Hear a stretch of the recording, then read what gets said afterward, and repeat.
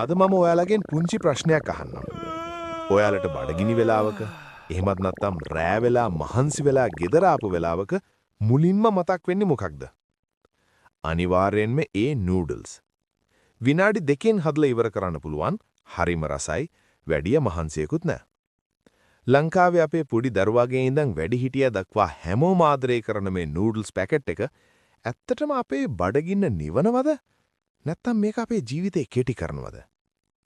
අද වීඩියෝ එකේ නම තමයි මාරාන්තික නූඩල්ස්. විනාඩි 2කින් මැරෙන කෑමක්ද?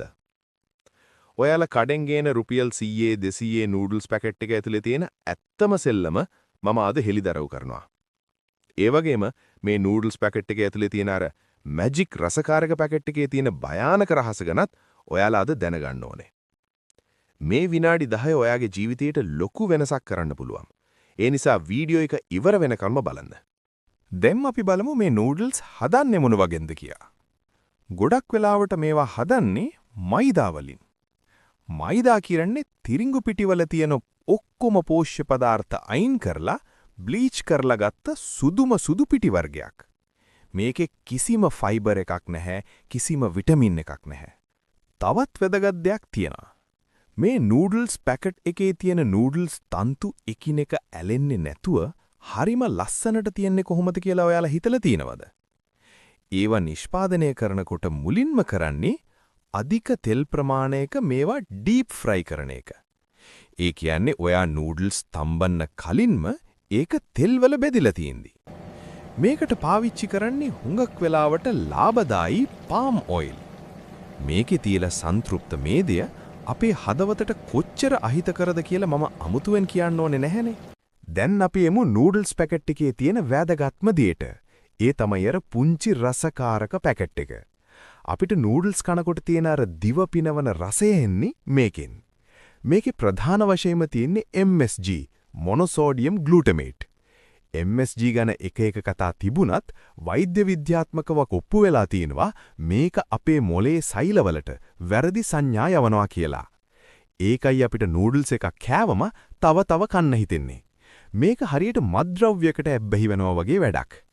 ඒ වගේමයි මේකේ තියෙන අධික ලුණු ප්‍රමාණය. එක නූඩල්ස් පැකට් එකක තියෙන ලුණු ප්‍රමාණය සාමාන්‍ය මිනිස්සෙක් දවසකටම කන්න ඕන ලුණු ප්‍රමාණයට වඩා වැඩි. මේකෙන් වෙන්නේ ඔයාගේ වකුගඩු වලට දරා ගන්න බැරි පීඩනයක් දෙන එක සහ ලේවල පීඩනය වැඩි කරන එකයි.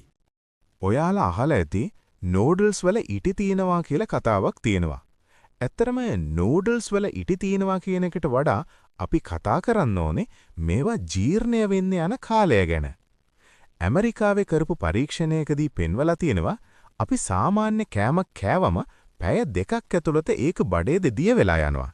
හැබැයි ඉන්ස්ටන්ට් නූඩල්ස් පැය 2ක් ගියත් පැය 5ක් ගියත් බඩේ ඒ විදිහටම තියෙනවා. ඒ කියන්නේ අපේ ආමාශයට මේක දිය කරගන්න ලොකු යුද්ධයක් කරන්න වෙනවා. මේක දිගින් දිගටම වුණාම තමයි බඩේ දැවිල්ල, ગેස්ට්‍රයිටිස් සහ දීර්ඝකාලීනව පිළිකා තත්වයන් පවා ඇති වෙන්න පුරුවන් වෙන්නේ. දැන් ඔයාලා අහයි එතකොට අපි කවදාවත් නූඩල්ස් කන්නම බැරිද කියලා?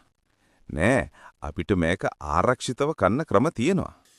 පළමු දේ තමයි නූඩල්ස් තම්බනකොට ඒ වතුර ටික අයින් කරලා අලුත් වතුර ගන්න එක. එතකොට අර නූඩල්ස් වල තියෙන අනවශ්‍ය තෙල් සහ රසායනික ගොඩක් ඉවත් වෙනවා. දෙවෙනි දේ අර රසකාරක පැකට් එක සම්පූර්ණයෙන්ම පාවිච්චි කරන්න එපා. ඒ වෙනුවට ගෙදර තියෙන ගම්මිරිස්, ලුණු, තුන පහ ටිකක් පාවිච්චි කරන්න. තුන්වෙනි දේ නූඩල්ස් වලට අනිවාර්යයෙන්ම එළවලු, කැරට්, ගෝවා, ලීක්ස් වගේ ප්‍රෝටීන් එකතු කරන්න. එතකොට තමයි ඒක සමබල ආහාරයක් වෙන්නේ. හැබැයි මතක තියාගන්න කොහොම කෑවත් මේක සතියකට එක සැරයකට වඩා කන්න එපා.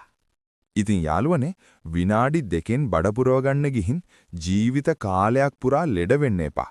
විශේෂයෙන්ම ඔයාලගේ දරුවන්ට මේවා දිනපතාම දෙන එක අදම නවත්තන්න. අපේ දේශීය ආහාර කොච්චර තියෙනවද? මේ වීඩියෝ එකෙන් ඔයා මොනවා හරි අලුත් දෙයක් ඉගෙන ගත්තා නම් තවත් කෙනෙක්ව දැනුවත් කරන්න මේක දැන්ම ෂෙයා කරන්න. ඔයාලගේ අදහස් කමෙන්ට් කරන්න. අපේ channel එක subscribe කරන්නත් අමතක කරන්න එපා. අදට මම සමුගන්නවා. හැමෝටම නිරෝගී දවසක්.